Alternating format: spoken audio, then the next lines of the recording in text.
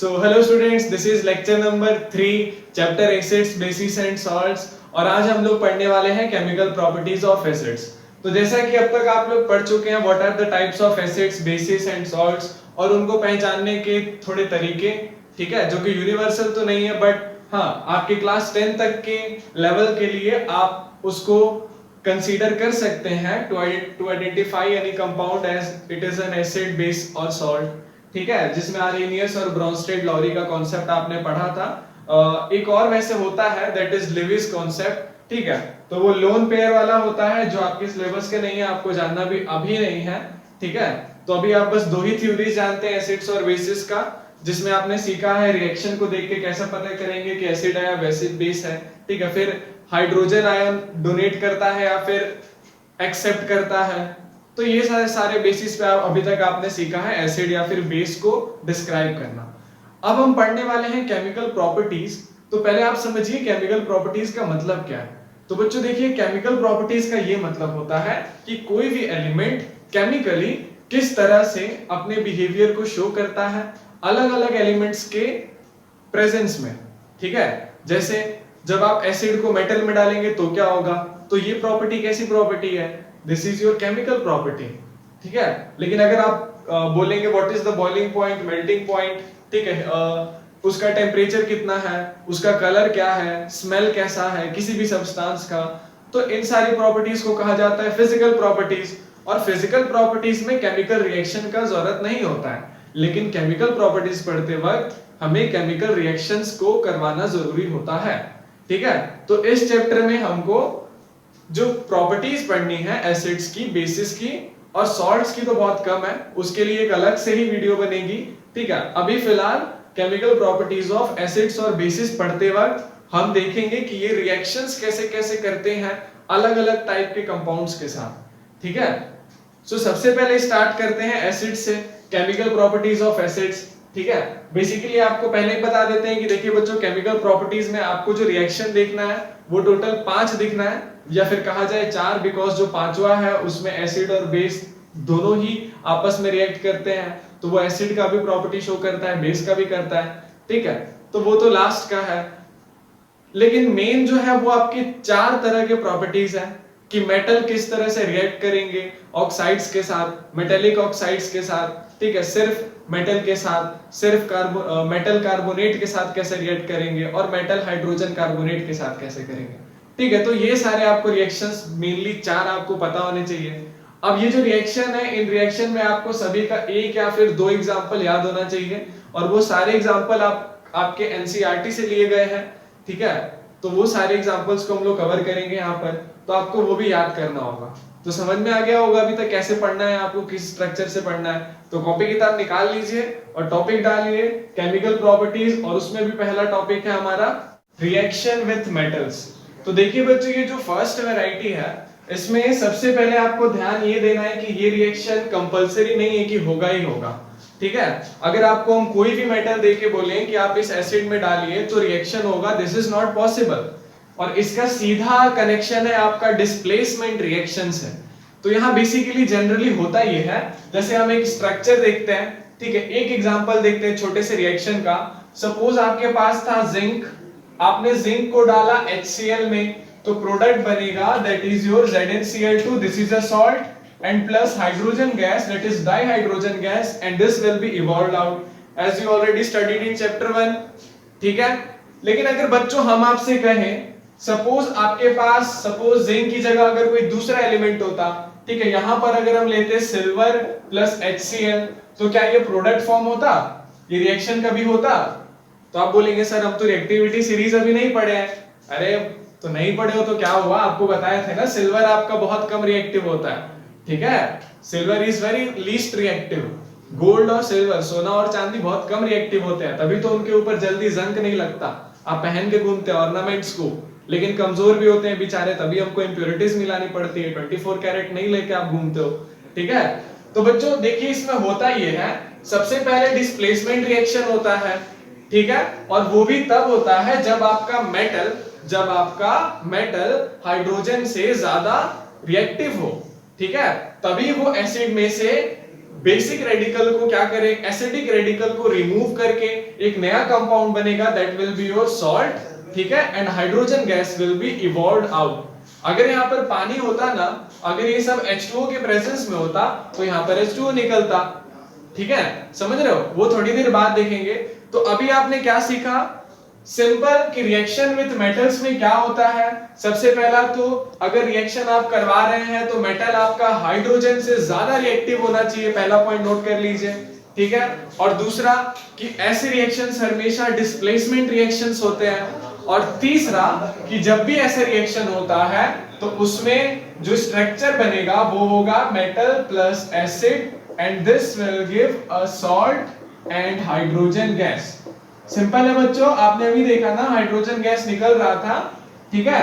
तो जब भी आपको ऐसा रिएक्शन देखने को मिले तो आप ये स्ट्रक्चर फॉलो करना, आपका रिएक्शन तैयार हो जाएगा। सिंपल। जैसे देखिए एक और एग्जांपल, ये एनसीईआरटी का ये बच्चों याद करना होगा, और आई थिंक याद भी होगा आपको अगर आप फर्स्ट चैप्टर मेरी ही वीडियो से पढ़े हैं तो। फिर से बच्चों देखिए अब सेकंड रिएक्शन, अब की बार हम क्या करते हैं ना, जिंक की जगह ले लेते हैं, सपोज जो एनसीईआरटी में है दैट इज योर सोडियम, ठीक है। सोडियम को अगर आप डालते हैं सल्फ्यूरिक एसिड में, अब की बार हम कैसा एसिड लिए हैं याद है ना, this is your diprotic acid, because there are 2 hydrogen atoms for the single molecule of sulphuric acid, and this will give you, अब देखिए क्या होगा, sodium is more reactive than hydrogen, so the products will be Na2SO4।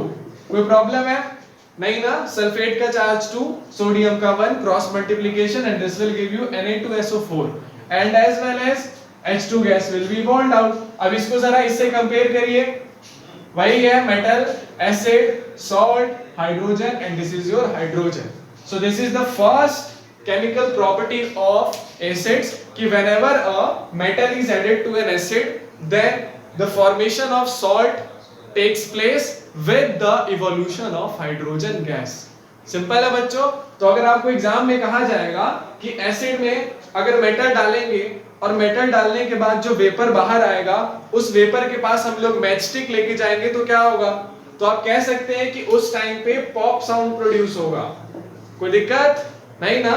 अगर आप भूल गए तो थोड़ा रिवाइज करा देते हैं बच्चों। देखिए जो टेस्टिंग होता है ना, टेस्ट करने का तरीका किसको, हाइड्रोजन को and as well as CO2 को, उसके लिए केमिस्ट्री में 2 मेथड्स जूनियर लेवल पे सिखाए गए, ठीक है। पहला कौन सा है कि अगर आपको हाइड्रोजन पता करना है या फिर नहीं, तो बच्चों देखिए हाइड्रोजन का कैलोरीफिक वैल्यू बहुत हाई होता है, आपने बचपन में पढ़ा था ना, this is about approximately 150 kilo joules, ठीक है, बहुत ज्यादा होता है, इतना कि इसको रॉकेट फ्यूल्स में यूज किया जाता है, ठीक है। It is approximately 3 times more having calorific value than LPG gas stored inside our kitchen house, ठीक है, इसमें ज्यादा होता है, 3 गुना ज्यादा होता है। तो जब भी इसके सामने फायर आता है तो ये पॉप साउंड प्रोड्यूस करता है, ठीक है, सिंपल, क्लियर है। तो इसका टेस्टिंग कैसे होगा, पॉप साउंड से। और दूसरा जो बहुत ही फेमस है वो है कि CO2 को कैसे हम लोग पता करेंगे, ठीक है बच्चों। तो CO2 का टेस्टिंग भी कहीं पे लिख लीजिए अगर आप भूल गए हैं तो। CO2 को आपको क्या करना है, पास करवाना है लाइम वाटर के साथ, दैट इज CaOH2।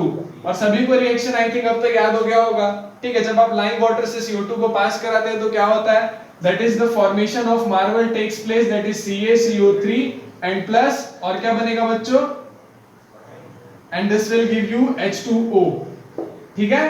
तो होगा ये कि ये जो सब्सटेंस बन रहा है ना आपका, ये एक्वस बनेगा because of the presence of H2O, and the colour, what will be the colour, the colour will be your milky. क्यों, चॉक का कलर कैसा होता है, चॉक को पानी में आप घोलो, आपको जो कलर दिखता है वो क्या कैसा होता है, that is your milky. So this is how you test the presence of CO2, जहां जो निकल रहा है, ठीक है, जो कि निकल रहा है किसी कंपाउंड से, ठीक है, सिंपल। अब बच्चों सेकंड प्रॉपर्टी ये पढ़नी है हमको कि मेटल कैसा रिएक्ट करेगा, सॉरी एसिड्स कैसे रिएक्ट करेंगे। अब की बार बस मेटल नहीं होगा, metal will be present in the form of metal carbonate, ठीक है, बस इतना है। हम आपको शुरू में ही बताए थे, रिएक्शन देखना ही हमको 4 के साथ है मेनली, 5वां तो चलिए एसिड प्लस बेस है। 4 में कौन सा था पहला, जो भी हमने पहले देखा, that is reaction between acid and metal. अब की बार है reaction between acid and metal carbonate, फिर होगा आपका acid and metal hydrogen carbonate, ठीक है। तो ऐसे करके आपके टोटल 5 हैं, हमको वो पढ़ना है। तो और जनरली बच्चों जो आपको पता है ये जो रिएक्शंस है ना, ये मेटल वाली चीज है। ये मेटल वाला चीज तो आपका बेस में पहले से प्रेजेंट होता है, तो एक्चुअल में बेस ना इस तरह से रिएक्ट नहीं करता है, ठीक है। तो बेस में प्रॉपर्टीज बहुत कम है, तो डरना मत आप, ठीक है। सॉल्ट की तो है ही नहीं, ना के बराबर है, उसके लिए कुछ रिएक्शंस नहीं है, वो लास्ट में है, हालांकि बहुत बड़ा है, कुछ कंपाउंड्स के बारे में हम लोग पढ़ेंगे तब। तो ये जान जाइए कि एसिड्स थोड़ा सा लंबा पड़ेगा आपको, ठीक है। रिएक्शंस थोड़े ज्यादा रटने पड़ेंगे, उसमें भी सबसे ज्यादा रिएक्शंस इसी में आपका आएगा, दैट इज 3 रिएक्शंस आपको याद करने हैं, ठीक है। That is and this is very very important, 3 reactions याद करने हैं, फिर बाकी के जो 2 टाइप्स आएंगे उसमें भी 2-2 रिएक्शंस याद करने पड़ेंगे, ठीक है। और याद जो पहले चैप्टर के को अच्छे से पढ़े हैं उनको आधे रिएक्शंस याद नहीं करने पड़ेंगे। हम शुरू में ही बोल दिए थे बच्चों कि वहां के रिएक्शंस को इग्नोर नहीं करना है, अगर आप इग्नोर किए हैं तो आपको प्रॉब्लम होने वाली है, दैट इज फॉर श्योर, ठीक है। जैसे अभी तक आपने जो रिएक्शन देखे हैं वो सारे रिएक्शन पहले आप पढ़ चुके हैं, ठीक है। तो अगर आपने सही में याद किया होगा तो आपको प्रॉब्लम नहीं हो रही होगी, बट आपने लर्न नहीं किया है तो प्रॉब्लम होगी।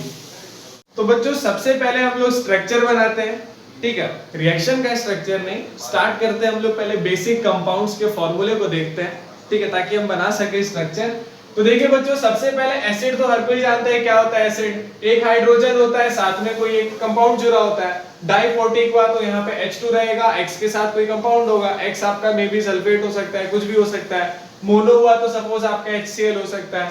तो एसिड में तो कोई दिक्कत नहीं है, HX लिखा होता है NCERT में, ठीक है। तो HX लिखो चाहे ना लिखो, अंडरस्टूड है, ठीक है।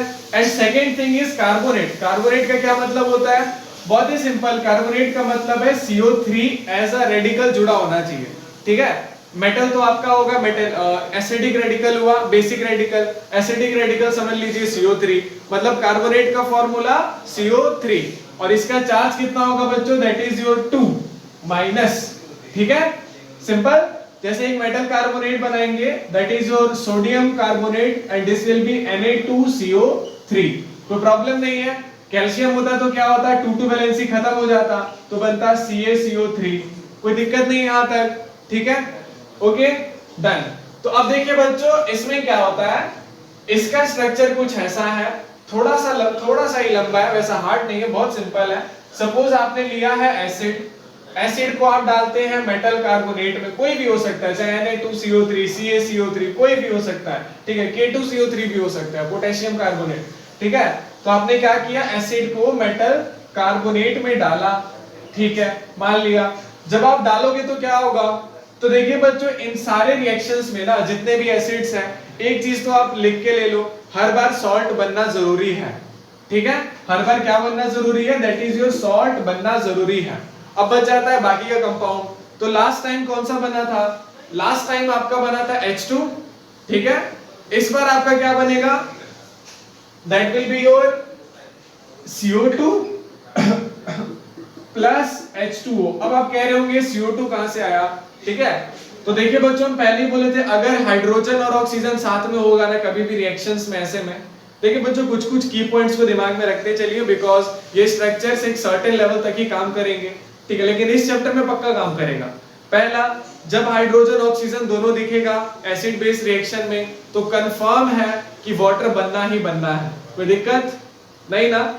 चाहे हाइड्रोजन ऑक्सीजन कहीं भी प्रेजेंट हो, किसी भी कोने में हो, साथ में हो या दूर दूर हो या अलग अलग कंपाउंड्स में हो, अलग अलग रिएक्टेंट्स में हो, लेकिन अगर हाइड्रोजन ऑक्सीजन वहां पर है तो वाटर का फॉर्मेशन कंपलसरी है। अगर सिर्फ हाइड्रोजन है, ऑक्सीजन नहीं है, सो H2 गैस का बनना कंफर्म है, ठीक है। अगर H2 नहीं है, सिर्फ ऑक्सीजन है, तो O2 गैस का बनना कंफर्म है, ठीक है। हालांकि आप O2 गैस वाला एक भी रिएक्शन नहीं देखेंगे तो टेंशन लेना नहीं, सिर्फ H2 वाला जब मेटल एसिड में जाता था, और अभी क्या हो रहा है, H2O बन रहा है। क्यों? क्योंकि इस वाले में देखिए, एसिड प्लस मेटल कार्बोनेट में ऑक्सीजन होता है, ठीक है, और एसिड में हाइड्रोजन होता है। हाइड्रोजन नहीं होता तो एसिड ही नहीं होता, सिंपल। इसीलिए बना आपका वाटर। और जहां तक CO2 का बात है बच्चों, तो उसका भी बहुत सिंपल सा जवाब है कि अगर कार्बन ऑक्सीजन दोनों है तो CO2 बनना कंफर्म है, कोई दूसरा कंपाउंड बनेगा नहीं, ठीक है। और जो तीसरा चीज है वो है सॉल्ट। तो हम आपको शुरू में ही बोल दिए कि सॉल्ट बनना कंपलसरी है, चाहे जैसी भी आप केमिकल प्रॉपर्टी पढ़ रहे हो, ठीक है। ये सबको कहीं पे छोटे छोटे पॉइंट्स बना के लिखिए, और आप ऑब्जर्व करेंगे हर बार यही होता है, ठीक है। इसीलिए हम आपको शुरू में जब टाइप्स ऑफ सॉल्ट्स पढ़ा रहे थे तो आपसे बोले थे कि आप याद मत करिए, सबका स्ट्रक्चर बना हुआ है, तब हम सीख जाएंगे। तो वो टाइम अभी है बच्चों, ठीक है। This is the right time guys, अब देखिए acids metal carbonate salt CO2 H2O बनाता है, ये तो कहने की बात है। तो एक एग्जांपल लेंगे हम लोग जिसमें एसिड को डाला जाएगा मेटल कार्बोनेट में और सॉल्ट CO2 और H2O बनना चाहिए। सिंपल है, चलिए बनाते हैं। बच्चों देखिए इस क्वेश्चन में बस सॉल्ट फाइंड करना ही मुश्किल है, CO2 H2O तो डायरेक्ट लिखेंगे बिना कुछ सोचे, ठीक है, बट फिर भी कोशिश करेंगे आपको एक तरीका दे सके, एक आइडिया, ठीक है। ऐसा कोई रूल तो नहीं है हर बार ऐसा ही होगा, कभी कभी काम आता है कभी कभी नहीं आता है, अपना सोच ही असली साथी है, ठीक है। रीजनिंग बढ़ाएंगे।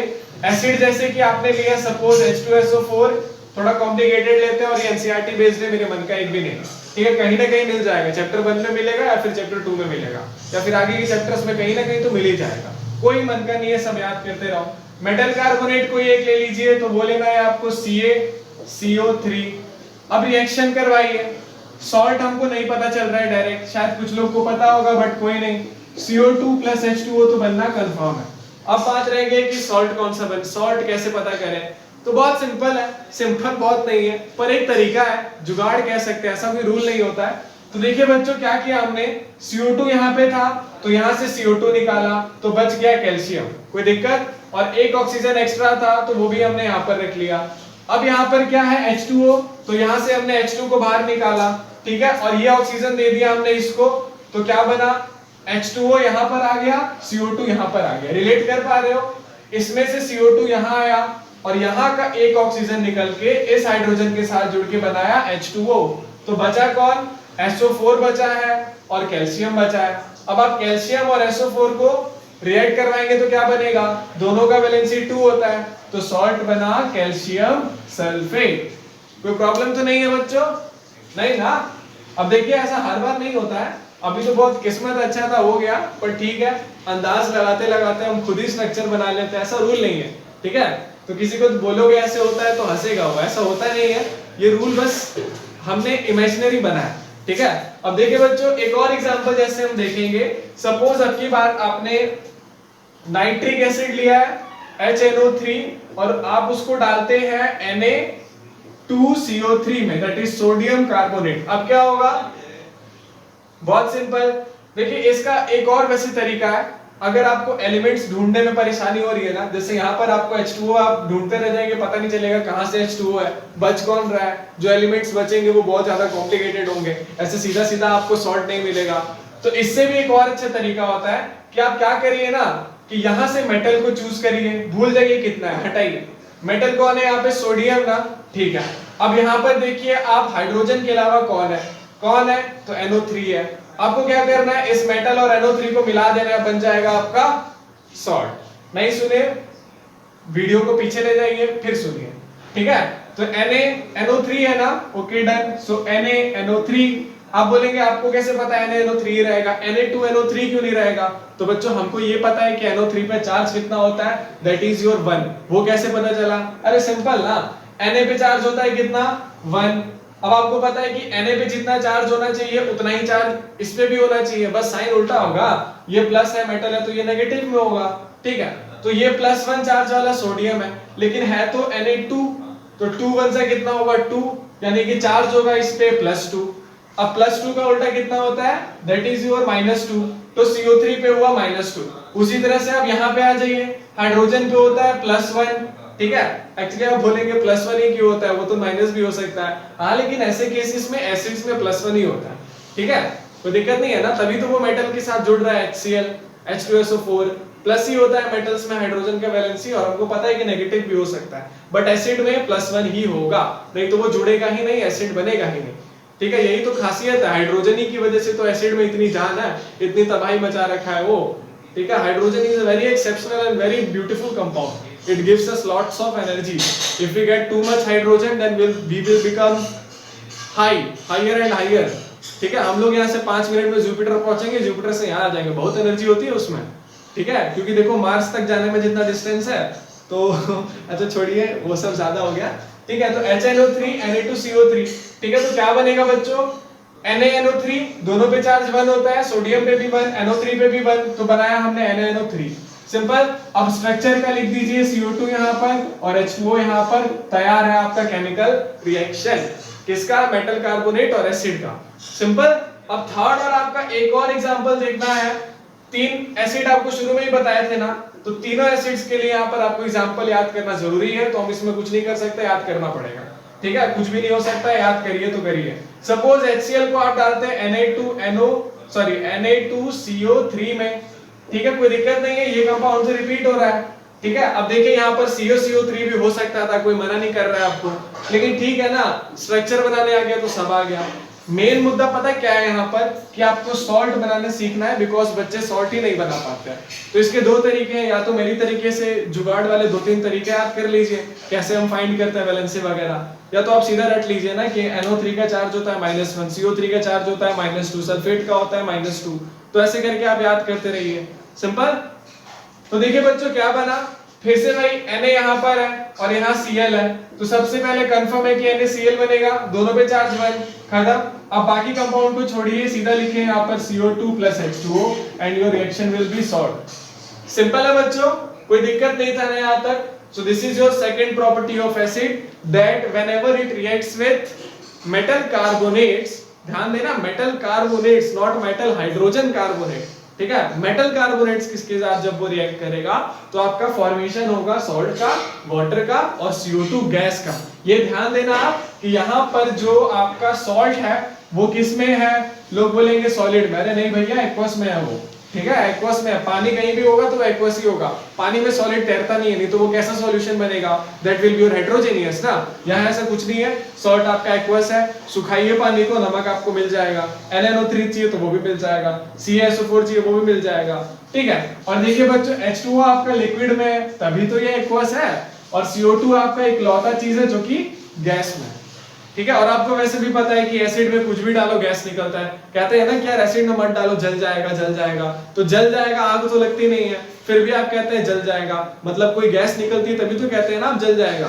तो एसिड बेस रिएक्शन में कुछ भी आप कर लो, गैस निकलनी जरूरी है, ठीक है, थोड़ा ना थोड़ा गैस तो निकलेगा, ठीक है, भले वो वाटर ही क्यों ना हो। मान लीजिए कि आपका CO2 नहीं बन रहा है सर्टेन केस में, जैसे एसिड प्लस बेस में नहीं बनता है, वो हम देखेंगे, तो वहां पर फिर भी आपका इवापोरेशन हो जाता है due to excess of energy, जो आप फिर पढ़ेंगे भाई क्लास 11th में कैसे होता है, स्पॉन्टेनिटी पढ़ेंगे, गिब्स एनर्जी पढ़ेंगे, ठीक है, एंट्रोपी पढ़ेंगे, तब जानेंगे, अभी नहीं, ठीक है बच्चा। लो सिंपल है नहीं ये सेकंड वाला, नोट कर लो और ये 3 एग्जांपल रट लो, ठीक है।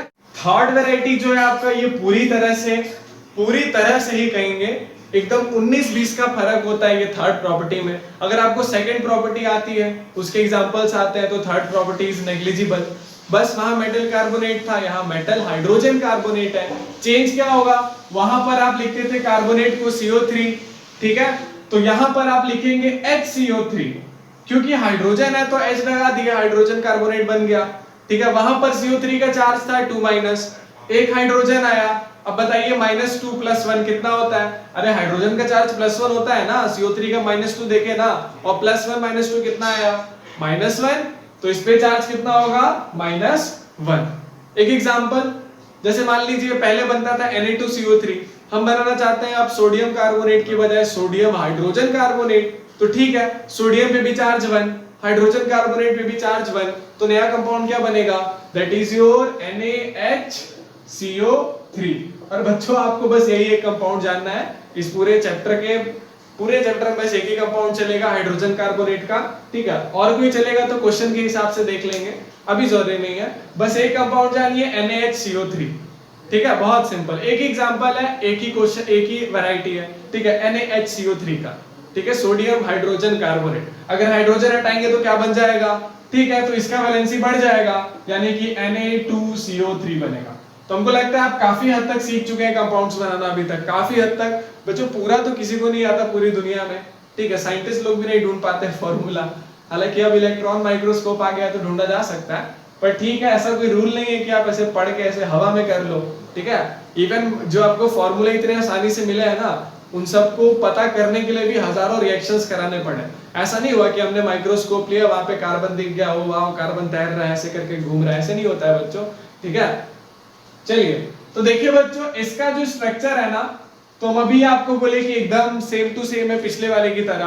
क्या था पिछला बार वाला, कि मेटल होता था, रिएक्ट करता था कार्बोनेट के साथ, मेटल कार्बोनेट के साथ। अब की बार होगा आपका मेटल हाइड्रोजन कार्बोनेट शॉर्ट में लिख रहे हैं, ठीक है, कोई प्रॉब्लम तो नहीं होना चाहिए।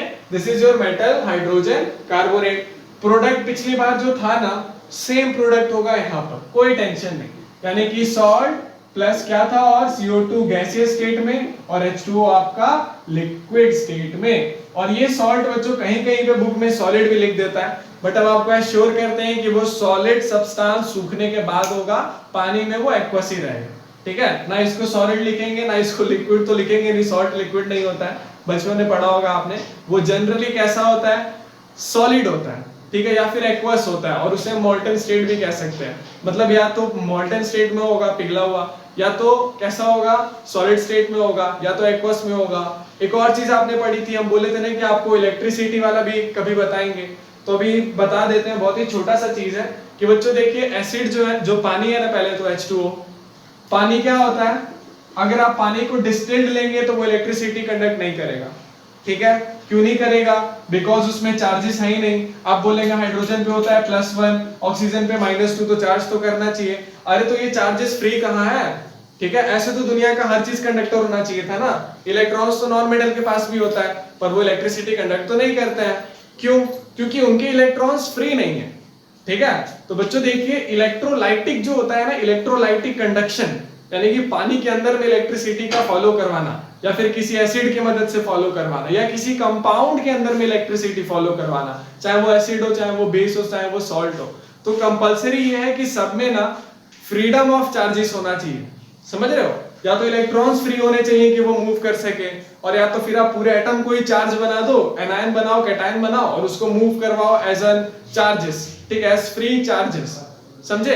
तो H2O जब तक टूटेगा नहीं H+ और O- में, O2- में, तब तक इलेक्ट्रिसिटी कंडक्ट होगा नहीं, सर्किट ही कंप्लीट नहीं होगा ना। ये तो इंसुलेटर बना हुआ है H2O, यहाँ पे इलेक्ट्रॉन्स फ्री का है, इलेक्ट्रॉन तो अभी भी फ्री नहीं है, लेकिन हाँ ये पूरे के पूरे एटम ही अब इलेक्ट्रॉन से कम काम नहीं करेंगे, वो भी इलेक्ट्रॉन बन जाएंगे एक तरह से, क्योंकि ये भी चार्ज लेके रखता है, नेगेटिव और पॉजिटिव, ठीक है। तो बच्चों कहा जाता है कि बताइए डिस्टिल्ड वाटर क्यों नहीं करेगा कंडक्ट इलेक्ट्रिसिटी। अरे simple, because of the restriction of ions, ठीक है, वहां पे आयंस नहीं बनता अपने आप से, या फिर आप बोल दीजिए कि एब्सेंस ऑफ चार्जेस, बात खत्म, ठीक है। अब बोला जाता है कि एसिड डालने के बाद क्यों कंडक्ट करता है, तो ठीक है, होता है ऐसा ही कि जब आप कोई एसिड डालते हैं H2O में, दैट इज HX + H2O, तो क्या बन जाता है, सिंपल, H वाला जो होता है वो H+ बना लेता है, अल्टीमेटली H+ जुड़ जाता है H2O के साथ। आपको पता है H+ अकेला नहीं इलेक्ट्रिसिटी, सॉरी अकेला नहीं स्टेबल होगा, तो वो बना लेता है हाइड्रोनियम आयन H3O+, सिंपल। और दूसरा X आपका बन जाता है X- में, जिसे हम लोग कहते हैं एसिडिक रेडिकल, जो कि जनरली नॉन मेटल होता है, ठीक है, या फिर सल्फेट भी हो सकता है, वो अलग चीज है, ठीक है।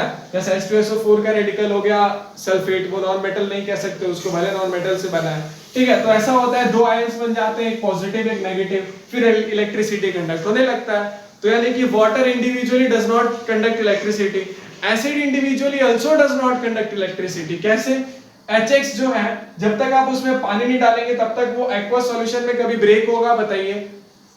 आपको इलेक्ट्रिसिटी कंडक्ट करवाने के लिए चाहिए ना कि आपका H+ और X- आयंस बने, तो जब तक पानी नहीं डालेंगे तब तक डिसोसिएशन नहीं होगा, डिसोसिएशन नहीं होगा तो इलेक्ट्रिसिटी कंडक्ट नहीं होगा। तो यानी कि पानी अकेला भी इलेक्ट्रिसिटी कंडक्ट नहीं कर सकता, एसिड अकेला नहीं कर सकता, उसी तरह से बेस भी अकेला नहीं कर सकता। तीनों कब करेंगे, जब इनमें डिसोसिएशन होगा और आयंस जो होंगे वो निकल करके बाहर आएंगे। तो ये बहुत ही बेसिक चीज था बच्चों, अभी नहीं मतलब ये बचपन में ही आपको कहीं ना कहीं आपने सुन लिया होगा, ठीक है, कि अकेले नहीं करते हैं। Distilled water does not conduct electricity, we should not drink distilled water because it is not easily digestible, उसमें मिनरल्स नहीं होते, ये वो, ठीक है, तो आपने पढ़ा हुआ है। तो चलिए बच्चों अब देखिए इसका स्ट्रक्चर मिल चुका है, एक एग्जांपल ले लेते हैं, बहुत ही सिंपल। मेटल ले ली, sorry this is your metal hydrogen carbonate, acid plus metal hydrogen carbonate, ठीक है। एसिड लेते हैं हम लोग को, ये एक अपना मनपसंद दैट इज HCl, ठीक है, plus sodium metal hydrogen carbonate, पहले बोले थे एक ही कंपाउंड आते रहेगा, that is NaHCO3, and this will give you salt. साफ दिख रहा है, Na यहाँ का, Cl यहाँ का, तो बना सॉल्ट NaCl, प्लस कौन है यहाँ पर H है, अच्छा वो हटाइए, सीधा स्ट्रक्चर टिपिए, CO2 plus H2O, this is your liquid, this is your gas, this is your aqueous. कोई दिक्कत नहीं है, तकलीफ तो नहीं है ना, बस इतना ही है आपका थर्ड केमिकल प्रॉपर्टीज, जो कि बहुत ज्यादा मिलता है सेकंड वाली केमिकल प्रॉपर्टीज, ठीक है। अब बच्चों फोर्थ और लास्ट है आपका फर्स्ट में रिएक्शन विथ मेटेलिक ऑक्साइड, और लास्ट वाला होगा रिएक्शन विथ बेस। आपको भी पता चलेगा कि देखिए बच्चों ये स्टार मारेंगे हम बिकॉज इसको इस रिएक्शन में एसिड और बेस दोनों है, तो ये एसिडिक प्रॉपर्टी भी बताता है, सॉलिड बेस की प्रॉपर्टी भी बताता है, तो ये दोनों में ही आ सकता है। ठीक है, तो इसे आप ऐसा मत समझिए कि 5 वैरायटी हो गया, नहीं यार वो दोनों का है। ठीक है, और जहां तक बात है बच्चों 4 वाले का ना, दोनों साथ में इसलिए लिखे बिकॉज दोनों ना जैसे आपके सेकंड और थर्ड प्रॉपर्टी सिमिलर थी, वैसे ही आपकी फोर्थ और फिफ्थ प्रॉपर्टी भी सिमिलर है, सेम स्ट्रक्चर है। ठीक है, वहां पर रीजन ये था कि CO3 था एक, तो दूसरा था आपका Na2CO3। यहां पर ऐसा हो रहा है कि जो रिएक्शन हो रहा है वो एसिड और मेटेलिक ऑक्साइड में हो रहा है, यहां पर हो रहा है reaction with acid and base हो रहा है। लेकिन सबसे बड़ी चीज ये है देखने वाली कि खुद मेटेलिक ऑक्साइड ही आपके बेस होते हैं। जनरली मेटेलिक ऑक्साइड आपके बेस होते हैं। आप उसको जब रिएक्शन करवाएंगे, ठीक है, आप उसको कभी रिएक्शन करवा के उसका कोई स्ट्रक्चर आप देखना, तो आप नोट करोगे कि अकॉर्डिंग टू ब्रोंस्टेड-लाउरी कॉन्सेप्ट वहां पर जो हाइड्रोजन होता है वो रिएक्ट करेगा एज अ एक्सेप्टर। ठीक है, सॉरी एज अ मतलब हाँ एज अ एक्सेप्टर वो रिएक्ट करेगा। इसका मतलब क्या हुआ कि अगर कोई भी चीज यानी कि मेटेलिक ऑक्साइड यहाँ पर हाइड्रोजन का एक्सेप्टर है, यानी कि हाइड्रोनियम आयंस को एक्सेप्ट करती है, तो वो स्पीसीज क्या कही जाएगी? That will be your Bronsted base. ठीक है, अगर डोनेट कर रही होती तो कहलाती ब्रोंस्टेड एसिड। सिंपल। तो इसीलिए दोनों का स्ट्रक्चर एकदम सेम टू सेम है, कोई टेंशन नहीं लेना है। सिंपल क्या कर रहे हैं हम पहले, तो सबसे पहले हम ले रहे स्ट्रक्चर होगा रिएक्शन विथ मेटेलिक ऑक्साइड का। इसमें होगा कि आपको एसिड लेना है, एसिड को रिएक्ट करवाना है मेटेलिक ऑक्साइड के साथ, फिर जो आपको प्रोडक्ट मिलेगा that will be your salt and water. ठीक है, सिंपल। और अगर आप सेकंड वाले में आते हैं that is reaction with base, तो इसमें क्या होगा? देखिए बच्चों पहले ही बताए थे कि मेटेलिक ऑक्साइड आपका पहले से ही क्या है, so it is a kind of base. तो यहाँ पर भी बहुत सिंपल है, यहाँ पर भी अगर आप लेंगे एसिड को रिएक्ट करवाएंगे बेस के साथ, तो वो भी सिमिलर बिहेव करेगा as behaviour found with reaction of metallic oxide with acid. ठीक है, तो यहाँ भी प्रोडक्ट सेम बनता है that is salt plus water and no difference. ठीक है, एग्जांपल देखेंगे, जैसे एसिड आपने लिया HCl को, इसको आप डालते हैं suppose metallic oxide that is calcium oxide, this will give you इसका मेटल, ठीक है, कैल्शियम, और इसका कौन सा नॉन मेटल, यानी कि इसका एसिडिक रेडिकल और इसका बेसिक रेडिकल कंबाइन होगा and this will form CaCl2। ठीक है, and the product will also we will have H2O। ठीक है, क्योंकि स्ट्रक्चर में आपने देखा था वाटर है, और वैसे भी यहाँ पर ऑक्सीजन और हाइड्रोजन बच रहा है, so this will combine to give you water. Simple. और उसी के साथ acid plus base salt plus water देता है। तो जैसे अगर आप लेते हैं एसिड सपोज HCl, आपको उसने बेस में डाला suppose NaCl, not NaCl, this is NaOH। ठीक है, तो सॉल्ट कौन सा बनेगा? सिंपल, फिर से वही Na प्लस Cl यानी कि NaCl एंड वाटर।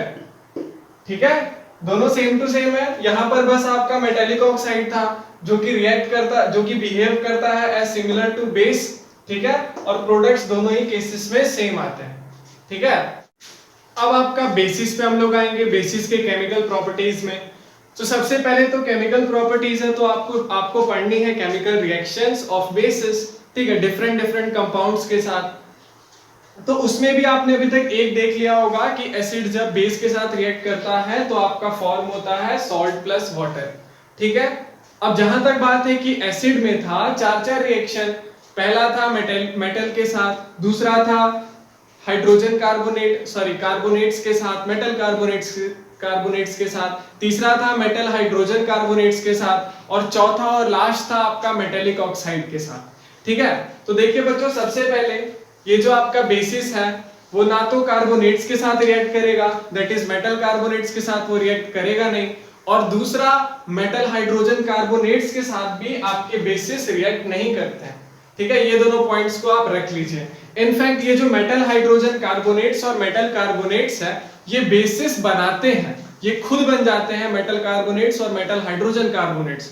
तो जब कोई चीज खुद किसी चीज का रूप ले रही है तो वो पहले से ही वैसी कैसे हो सकती है, समझ रहे हैं? वो पहले से ही कैसे हाइड्रोजन कार्बोनेट के साथ रिएक्ट करेगी अगर उसको बनना ही हाइड्रोजन कार्बोनेट है। जैसे कि अगर आपको जाना ही यहाँ से सपोज आगरा में है, तो अगर आप आगरा में ही है तो फिर आगरा में कैसे जाएंगे? ठीक है, किसी दूसरी जगह से तो आगरा जा सकते हैं, बट आगरा में रहकर आगरा में कैसे जाएंगे? सिंपल। तो वही चीज है, इसीलिए ये मेटल कार्बोनेट और मेटल हाइड्रोजन कार्बोनेट के साथ कौन बेसिस रिएक्ट नहीं करेंगे। अब आपका रह गया दो ही बचता है, दैट इज मेटेलिक ऑक्साइड और एक है आपका मेटल, इनके साथ बेसिस का रिएक्शन। तो फर्स्ट ऑफ ऑल एनसीईआरटी में तो बच्चों एक ही रिएक्शन दिया हुआ है कि बेसिस का reaction with non metallic oxides और बेसिस का रिएक्शन विद मेटल्स आपको नहीं दिया गया है। तो मैं आपको सजेस्ट करेंगे कि आप वैसे चाहें तो इसको स्किप कर सकते हैं अगर सिर्फ आपको स्कूल के एग्जामिनेशंस पर फोकस है, but I will tell you कि बच्चों होता है रिएक्शन, बेसिस और मेटल्स का रिएक्शन होता है बिल्कुल वैसे ही जैसे कि नॉन मेटेलिक ऑक्साइड्स और बेसिस का होता है। ठीक है, जरा ध्यान दीजिएगा कि एसिड्स जो थे वो मेटेलिक ऑक्साइड के साथ रिएक्ट करते थे, लेकिन आपके बेसिस नॉन मेटेलिक ऑक्साइड्स के साथ रिएक्ट करेंगे, क्योंकि बेस में पहले से ही मेटल होता है ना, तो उतना ज्यादा सिंपल नहीं होता है रिएक्शन करवाने का। आप करवा सकते हैं मेटेलिक ऑक्साइड जो कि खुद बेस है, उसको किसी दूसरे बेस के साथ रिएक्ट करवाना, मतलब कि base plus metallic oxide is possible, but हम उसको नहीं लेते हैं। ठीक है, क्योंकि मेटेलिक ऑक्साइड खुद ही बेस है, तो बेस फिर से बेस के साथ ही कैसे रिएक्ट करेगा, तो इसीलिए हम लोग नॉन मेटेलिक ऑक्साइड को लेते हैं। ठीक है, जो कि खुद एसिडिक प्रॉपर्टीज को शो करता है। ठीक है, तो फिर वही रिएक्शन होगा। तो देखते हैं बच्चों, ज्यादा बातें नहीं, सिंपल देखते हैं। पहला हमको पढ़ना है कि रिएक्शन ऑफ बेसिस, जो कि एनसीईआरटी में नहीं है, स्टार मार दे रहे हैं। ठीक है, और थोड़ा कॉम्प्लिकेटेड है, ज्यादा नहीं। Reaction of basis with metals. ठीक है, मेटल्स के साथ एसिड करता था, याद है कुछ, acids plus metal gives salts plus hydrogen gas. ठीक है, यहां भी कुछ वैसा ही होता है कि बेसिस स्ट्रक्चर पहले लिख रहे हैं कि बेस को आपको लेना है, डालना है आपको इसको किसी मेटल में, तो आपका जो प्रोडक्ट बनेगा that will be your salt. ठीक है, और ये थोड़ा कॉम्प्लिकेटेड सॉल्ट होगा, अभी आप देखना, अभी तक के जैसा सिंपल सॉल्ट नहीं होगा। एक ही एग्जांपल हम आपको देंगे बिकॉज़ ज्यादा इसको नहीं जानना है। ठीक है, and this will also evolve hydrogen gas, जैसे कि मेटल्स इवॉल्व करते थे। ठीक है, तो काफी हद तक बिहेवियर सेम है, स्ट्रक्चर तो सेम टू सेम ही लग रहा है। एसिड की जगह बस हमने जब यहाँ पे बेस रखा तो बाकी सब कुछ सेम रहा, कुछ फर्क नहीं पड़ा। यहाँ भी सॉल्ट बना और हाइड्रोजन गैस इवॉल्व हुआ जैसे कि वहां पर हुआ था। ठीक है, तो एक जरा एग्जांपल देखते हैं कि आखिर ऐसा क्या डिफरेंस है और क्यों नहीं दिया गया एनसीईआरटी में। सपोज आपने बेस लिया है NaOH, ठीक है, आप उसमें एक मेटल डालते हैं दैट इज योर जिंक, तो ये आपको प्रोडक्ट देगा that will be your complicated salt as Na2। Actually ये कॉम्प्लिकेटेड नहीं है, बट आपके लिए तो कॉम्प्लिकेटेड ही है ना, क्योंकि आपने पढ़ा नहीं है। ठीक है, सिंपल नहीं है, सिंपल। ठीक है, पर वैसा ही कुछ है बच्चों। देखिए, आपकी बात सॉल्ट काफी ज्यादा आपको अजीब लग रहा होगा, इसीलिए एनसीईआरटी में नहीं दिया गया है कि जनरली सॉल्ट में आप देखते थे कि एक ही होता था मेटल और बाकी दूसरा कंपाउंड, चाहे वो सल्फेट हो चाहे वो कार्बोनेट हो। ठीक है, तो ये चीज यहाँ पर नहीं है, यहाँ दो मेटल्स प्रेजेंट है और ऑक्साइड तो लगा ही हुआ है। ठीक है, तो एक सॉल्ट बनेगा और हाइड्रोजन गैस इवॉल्व होगा, जो कि काफी कॉम्प्लिकेटेड है, आपको ये नहीं समझ आएगा। ठीक है, तो ये बताने का बस इतना मकसद था कि आप ये जाने कि बेसिस मेटल के साथ रिएक्ट करते हैं। जब एसिड रिएक्ट करता था, जैसे अगर हम एक एग्जांपल ले एसिड वाले केस का, सपोज आपके पास है HCl एसिड प्लस मेटल आप लेते हैं सपोज सोडियम, तो प्रोडक्ट बनेगा NaCl plus H2 gas will be evolve. ठीक है, जरा ध्यान दीजिएगा कि यहां पर क्या होता था कि डिस्प्लेसमेंट रिएक्शन होता था, मेटल हाइड्रोजन को डिस्प्लेस करके सॉल्ट बनाता था, बट यहां पर डिस्प्लेसमेंट नहीं हो रहा है, यहां पर एक तरह से कॉम्बिनेशन रिएक्शन हो रहा है, that is zinc is combining with sodium, ठीक है, एज वेल एज ऑक्सीजन, और हाइड्रोजन गैस यहां से निकल के बाहर आ रहा है, तो ये डिस्प्लेसमेंट नहीं है। ठीक है, अगर आपसे कोई बोले कि बताइए what is the difference between reaction of metals with acids and bases, तो आप ये कहेंगे, पहला तो सिमिलरिटी बता सकते हैं कि दोनों में स्ट्रक्चर सेम है, इवॉल्व हाइड्रोजन गैस ही होगा। डिफरेंस ये है कि एक में डिस्प्लेसमेंट रिएक्शन होता है जो कि मेटल डिस्प्लेस कर देता है हाइड्रोजन को, बट दूसरे वाले में डिस्प्लेसमेंट नहीं होता है, क्योंकि यहाँ पर अकेला हाइड्रोजन प्रेजेंट नहीं है, OH प्रेजेंट है। ठीक है, तो यहाँ पर अलग प्रॉपर्टीज होंगी। तो यहां पर क्या होता है, सॉल्ट तो बनता है लेकिन किस तरह से सॉल्ट बनेगा, तो डिस्प्लेस करके नहीं बनेगा, उल्टा ये कंबाइन कर लेगा। अब ये कॉम्बिनेशन रिएक्शन नहीं है बच्चों, कंफ्यूज नहीं होना, ठीक है, कंबाइन हो रहा है, but this is not neither combination reaction neither displacement reaction, ठीक है। तो यहाँ हो क्या रहा है, तो बस एक सॉल्ट बन जा रहा है जिसमें कि दोनों ही मेटालिक कंपाउंड्स जुड़े हुए होते हैं, ठीक है, इंक्लूडिंग विद द ऑक्सीजन, ठीक है। शायद समझ में आया होगा आपको, नहीं भी आया तो कोई बात नहीं, एनसीईआरटी का ये चीज नहीं था, ठीक है। अब देखिए बच्चों, एक और प्रॉपर्टी जो कि एनसीईआरटी बेस्ड है, ठीक है, ये एसिड का था, इसको मत नोट कर लेना, ये बस समझाने के लिए था।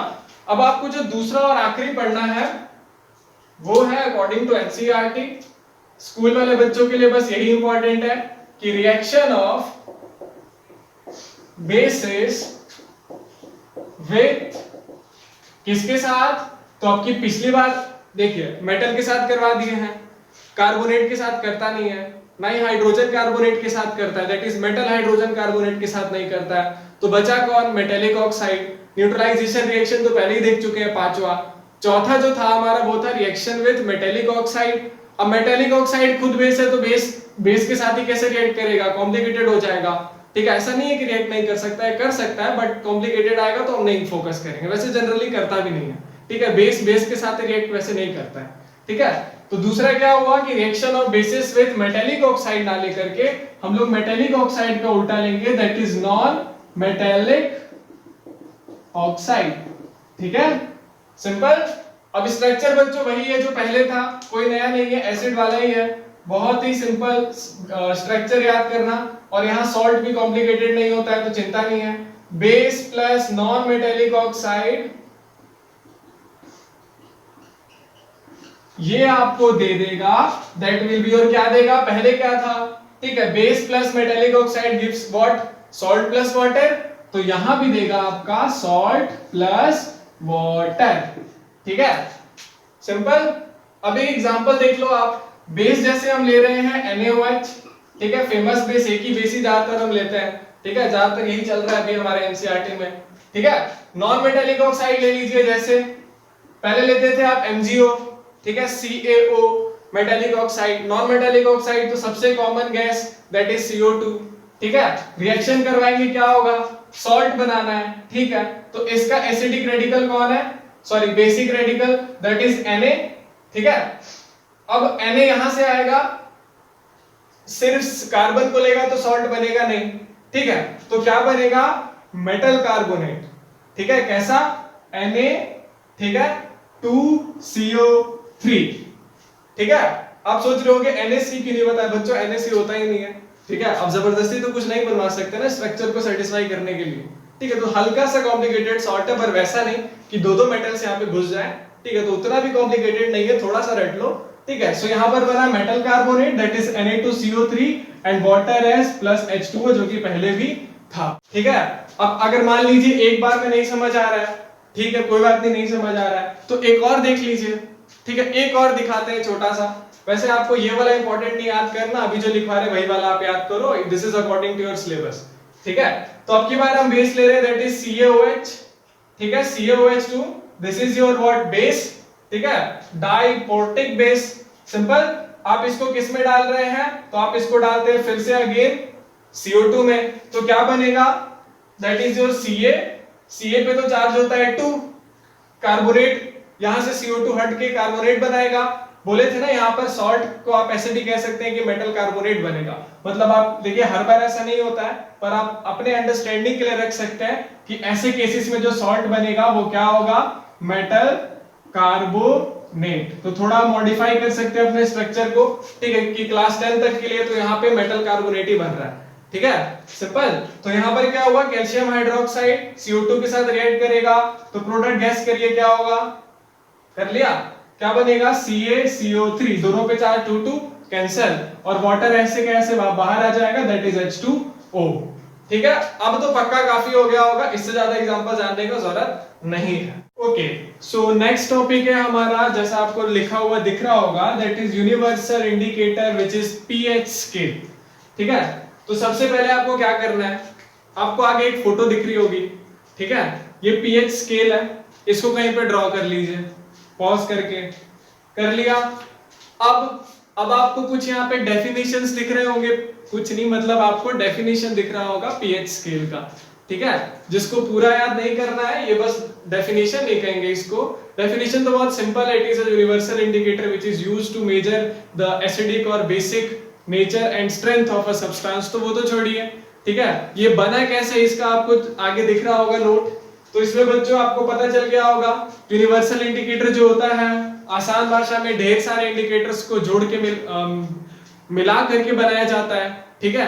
जो अलग अलग कंपाउंड्स में अलग अलग एसिडिक और अलग अलग बेसिक कंपाउंड्स में जा करके अलग अलग कलर्स को शो करते हैं, ठीक है। जैसे कुछ कुछ चीजें जैसे आपने पीएच स्केल लिया, सबसे पहले आपने जैसे लिटमस पेपर लिया था, जब आप रेड लेते थे तो वो ब्लू हो जाता था, ब्लू लेते थे तो वो रेड हो जाता था, ठीक है। मतलब कोई एक कलर दिखाता था और पूरा का पूरा कलर होता था change through out the volume, ठीक है, या फिर through out the surface area, पूरा का पूरा कलर चेंज होता था, ठीक है। जैसे अगर ये लिटमस पेपर होता, हम इसको डालते किसी एसिडिक या बेसिक में, और अगर इसमें कलर चेंजिंग होता तो कलर पूरा का पूरा चेंज होता, ठीक है। पीएच स्केल में ऐसा नहीं होता है, जब आप इसको कंपाउंड में डालते हैं तो स्पेसिफिक जगह पे ही कलर चेंज शो करता है, ठीक है। या तो यहाँ कलर चेंज होगा, या तो यहाँ होगा, या तो यहाँ, या तो यहाँ, या तो यहाँ, ठीक है। अलग अलग जगह पर कलर चेंज होता है अलग अलग कंपाउंड के हिसाब से। यानी कि पीएच स्केल जो है ना, पहले तो वो बहुत सारे इंडिकेटर्स को मिला करके बना है, जिसके नाम आगे बहुत सारे आपको दिख रहे होंगे, ठीक है। इतने सारे आपको याद नहीं करना है, ये सारे कौन कौन सी चीजों से जुड़ के पीएच स्केल बनता है आपसे कोई नहीं पूछने वाला ये, ठीक है। पर जानना चाहे तो आप जान सकते थे, जरूरी नहीं है, ठीक है। तो ये पहला तो है कि ये बहुत सारे नेचुरल इंडिकेटर्स से जुड़ करके बनाया गया, और दूसरा है कि अलग अलग कलर्स को शो करता है। अब देखिए बच्चों, तीसरी बात ये है कि हर अलग अलग कलर जो होता है ना, वो हर एक अलग अलग कलर जो होता है वो हमको जो बताता है वो ये बताता है कि किसी भी एसिड का एसिडिक स्ट्रेंथ कितना है, अगर बेस है तो बेसिक स्ट्रेंथ कितना है, ठीक है। हमको वो ये भी बता देता है कि वो एसिड कितना ज्यादा मतलब पावरफुल है, कितना ज्यादा पावरफुल नहीं है, बेस है तो कितना अच्छा बेस है, नहीं है तो कितना खराब बेस है। तो सबसे पहले आप ये जानिए कि जो पीएच स्केल होता है वो वर्क किस पर करेगा, तो that will work upon your power of hydrogen, ठीक है। ये जो पीएच स्केल है किस पर वर्क करता है, तो पहली पॉइंट आपको याद रखनी है, और हमको लगता है आखिरी पॉइंट बस यही याद रखिए, it works upon the principle of power of hydrogen, ठीक है। आपको फोटो दिख रही होगी, it's works upon the power of hydrogen. तो यहां होता बहुत सिंपल है, ठीक है। हमको बस ये देखना है कि हाइड्रोजन का पावर कितना है, और आप पता कर पाएंगे कि आपका जो सब्सटेंस है उसका नेचर कितना अच्छा एसिडिक नेचर है, कितना अच्छा बेसिक नेचर है, साफ पता चल जाएगा, ठीक है। तो इसके लिए आप सिंपल पहले ये समझिए कि कोई सब्सटेंस एसिड होता ही क्यों है, ठीक है। पहला पॉइंट हम समझ रहे हैं, कोई भी सब्सटेंस एसिड होता ही क्यों है। तो सिंपल, अगर कोई भी सब्सटेंस एसिडिक है तो उसकी एसिडिक स्ट्रेंथ डिपेंड करेगी directly proportional to number of hydrogen ions displaced, ठीक है। या फिर आप कहिए simply number of H+ ions जो कि डिस्प्लेस होंगे, या फिर जो कि पहले से अंदर प्रेजेंट होंगे, ठीक है। मतलब जितने ज्यादा H+ आयंस होंगे उतना अच्छा वो एसिड होगा, ठीक है। सिंपल है, हाइड्रोजन ही होता है ना responsible for the acidic strength, अगर हाइड्रोजन ही नहीं होता तो वो सब्सटेंस एसिडिक ही नहीं होता, ठीक है। तो सबसे पहले क्या देखना है हमको कि जितने हाइड्रोजन आयंस प्रेजेंट होंगे वो उतना अच्छा एसिडिक स्ट्रेंथ का होगा, ठीक है। और उसी तरह से बच्चों आपका दूसरा, अगर एसिडिक स्ट्रेंथ डिपेंड करता है हाइड्रोजन पे, तो बेसिक स्ट्रेंथ किस पे डिपेंड करेगा, so this will depend upon your directly proportional to number of OH- ions. Simple है, जितने ज्यादा OH- आयंस उतना अच्छा बेसिक स्ट्रेंथ, उतना ज्यादा वो बेसिक होगा, ठीक है, स्ट्रॉन्ग बेस होगा, ठीक है, डिल्यूट नहीं, कंसंट्रेटेड नहीं, स्ट्रॉन्ग बेस होगा, ठीक है, सिंपल। अब देखिए बच्चों, ये जो पीएच स्केल होता है ना, ये बेसिकली वर्क करता है H+ के प्रिंसिपल पे, ठीक है। जैसे मान लीजिए आपके पास पीएच स्केल है, ठीक है, जितना ज्यादा हाइड्रोजन होगा उतना नीचे कलर शो करेगा, कम हाइड्रोजन है तो ऊपर कलर शो करेगा, एकदम कम हाइड्रोजन है तो यहां करेगा, एकदम नेग्लिजिबल हाइड्रोजन है तो यहां पे कलर शो करेगा, ठीक है। यानी कि H+ पे डिपेंड करेगा कलर ऑफ पीएच स्केल, ठीक है। अब देखिए काम कैसे करेगा, तो सबसे पहले बच्चों यहां होता है 0, यहां होता है आपका 14, ठीक है। तो अब हम आपसे पूछे बताइए एसिडिक कब होगा। ये H को ये नंबर्स क्या बताते हैं, so these numbers represents power of hydrogen. तो देखने से तो लग रहा है कि अगर पावर 0 है यानी हाइड्रोजन का कंसंट्रेशन अगर 0 है तो वो बेसिक होगा, ठीक है। और यहां देख के लग रहा है कि हाइड्रोजन का कंसंट्रेशन 14 है यानी कि हाइड्रोजन बहुत ज्यादा है, तो इसका मतलब है कि वो एसिडिक होना चाहिए, बट होता ठीक उसका उल्टा है। तो ये बचपन के डाउट्स होते थे पीएच स्केल को समझने के, वो आप आगे फिर डिटेल में सीख ही जाओगे, बट हम आपको बताते हैं क्या होता है, आप कैसे समझोगे power of hydrogen. So basically बच्चों एक छोटा सा अंडरस्टैंडिंग हम आपको दे सकते हैं जो कि एक्यूरेट नहीं है, बिकॉज वो लॉगरिथमिक फंक्शन का कोई वैल्यू हम आपको देने वाले हैं, ठीक है। ऐसे नहीं जज करेंगे, सिंपल ऐसे समझिए। 0 का मतलब हुआ कि नंबर ऑफ हाइड्रोजन जो होगा, समझिएगा नंबर ऑफ हाइड्रोजन होगा 0 का मतलब दैट इज 10 का पावर 0, ठीक है।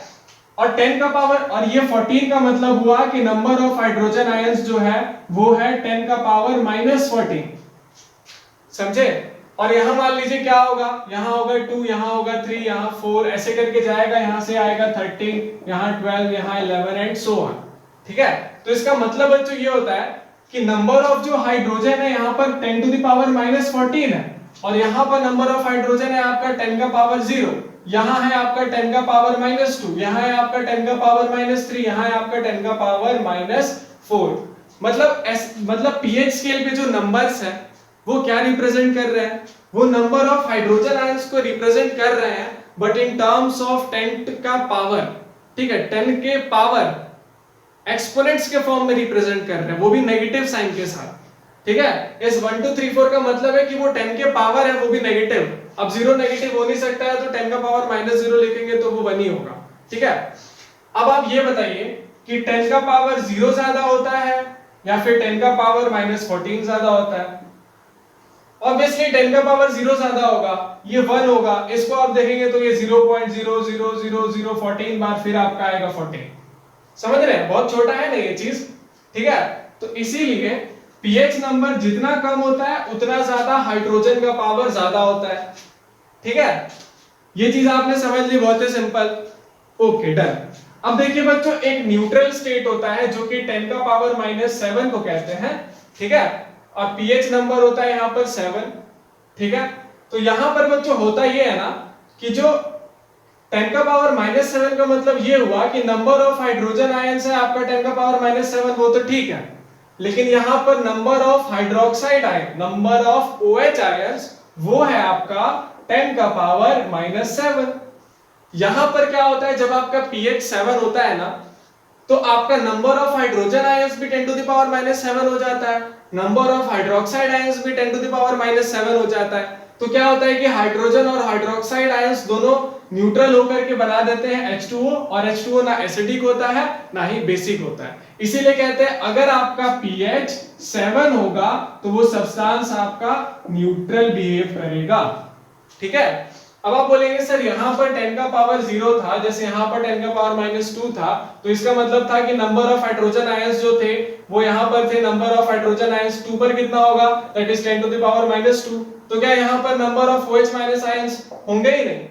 नहीं बच्चों, ऐसा कुछ नहीं है, ये दोनों ही चीजें ना साथ में घटती या फिर बढ़ती हैं। मतलब कोई भी सब्सटेंस ऐसा नहीं होता कि उसमें बस H+ हो, ठीक है। स्पेशल केस में जैसे अगर आपका यहाँ पर 10 टू द पावर 0 है ना, ठीक है, किसी सब्सटेंस का pH अगर 0 है तो वहां पर OH आयंस तो नहीं होगा, दैट्स व्हाई ये ग्राफ में स्केल में 0 से शुरू हुआ है, ठीक है। लेकिन जैसे जैसे उसका pH बढ़ेगा यानी एसिडिक नेचर जब उसका घटेगा, यानी नंबर ऑफ हाइड्रोजन आयंस जब घटेंगे, that is 10 to the power 0 से -2 -3 -4, जैसे जैसे H+ आयंस का कंसंट्रेशन घट रहा है वैसे वैसे OH- आयंस का कंसंट्रेशन बढ़ता है, ठीक है, समझ रहे हैं। तो यहां पर अगर मान लीजिए 10 टू द पावर -3 है ना हाइड्रोजन आयंस का कंसंट्रेशन, तो OH- आयंस का भी कुछ कंसंट्रेशन जरूर होगा, ठीक है। और जब आप उसको सॉल्व आउट करोगे तो नंबर ऑफ हाइड्रोनियम आयंस बढ़ा हुआ आपको ज्यादा मिलेगा, इसीलिए यहां पर वो एसिडिक है, ठीक है। लेकिन अगर आप यहां आ जाए तो यहां पर कितना है नंबर ऑफ, जैसे अगर मान लीजिए pH 11 है किसी सब्सटेंस का तो हम उसे बेसिक कहते हैं। क्यों कहते हैं? बिकॉज यहाँ पे नंबर ऑफ हाइड्रोजन आयंस तो आपके थे, ऐसा नहीं है कि थे ही नहीं, थे 10 टू द पावर -11, बहुत कम थे, ठीक है। लेकिन इसके साथ साथ जो number of OH minus ions थे ना वो और ज्यादा थे, यानी कि number of OH minus ions जो आपके होंगे वो आपके 10 टू द पावर माइनस 11 से ज्यादा होंगे, यानी कि मान लीजिए 10 to the power minus suppose 3 होंगे, ठीक है। Number of OH minus ions यहाँ पे कितने होंगे, 10 टू द पावर माइनस 3। अब आप ही देखिए ये 10 टू द पावर माइनस 11 है, ये 10 टू द पावर माइनस 3 है, यानी कि OH आयंस ज्यादा है, ये वाले आयंस आपके कम है, तो ये वाले आयंस इस आयंस को क्या करेंगे, न्यूट्रलाइज कर देंगे और H2O बनाएंगे, ठीक है। तो लास्ट में क्या होगा कि OH आयंस बच जाएगा, H प्लस आयंस न्यूट्रलाइज हो जाएगा, तो आपका सॉल्यूशन OH माइनस के एक्सेस होने की वजह से बेसिक होगा। अब समझ गए आप टेक्निकली कैसे काम करता है पीएच स्केल।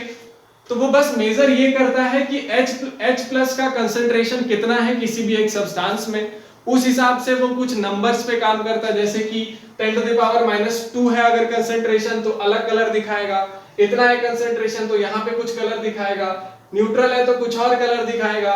तो हर एक नंबर के लिए, हर एक स्पेशल पावर ऑफ हाइड्रोजन के लिए स्पेशल कलर्स अपॉइंटेड होते हैं पीएच स्केल में, जिससे कि हम जज कर पाते हैं कि किसी भी सब्सटेंस का एसिडिक या फिर बेसिक स्ट्रेंथ कितना है और है भी या फिर नहीं, एसिडिक भी है या नहीं, और है तो कितना है ये भी पता चल जाता है किससे, तो पीएच स्केल से।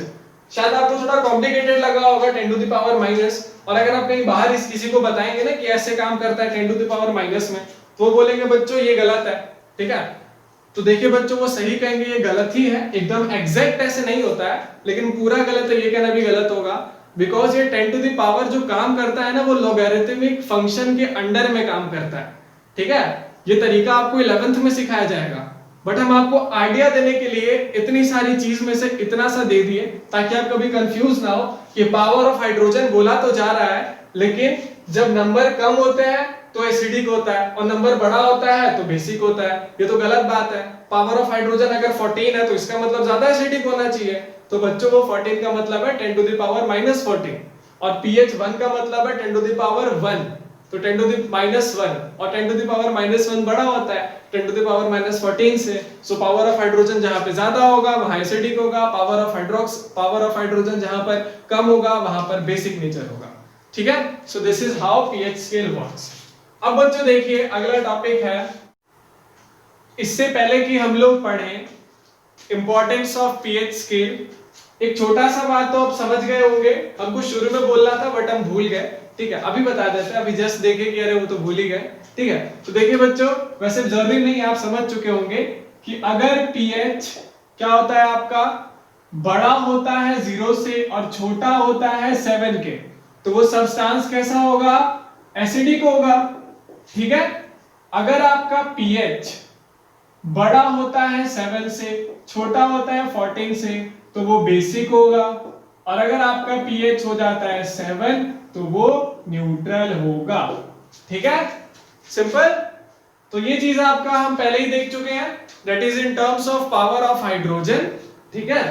अब हम लोग देखेंगे importance of pH in everyday life, और इसके ऊपर क्वेश्चन एग्जाम में आते हैं, ठीक है। पीएच स्केल कैसे काम करता है ये आपसे कोई नहीं पूछेगा, बस इतना बताना होगा कि ये इतना जो है ना यही बताना होता है, ठीक है। इससे ज्यादा पीएच स्केल में आपको कोई कुछ नहीं बताने वाला, और बस थोड़ा सा ये बता देंगे लोग कि ये ढेर सारे नेचुरल इंडिकेटर्स को मिला के बनाया जाता है, ठीक है, बस। लेकिन आप पूरा डिटेल में जान चुके हैं इस लेवल तक के लिए, अभी भी पूरा नहीं जाने हैं, आगे जानेंगे, बट इस लेवल तक के लिए सिग्निफिकेंट आप जान चुके हैं, सफिशिएंट आप जान चुके हैं, ठीक है। अब देखिए बच्चों पीएच इन एवरीडे लाइफ में सबसे पहला पार्ट है हमारा पीएच इन ह्यूमन बॉडी। हम सबसे पहले शुरू करेंगे खुद से कि हमारे ही शरीर में पीएच का क्या इंपॉर्टेंस है, ठीक है। तो इसके ऊपर हमको बच्चों पढ़ना है केवल तीन पॉइंट्स हमको पढ़ने हैं।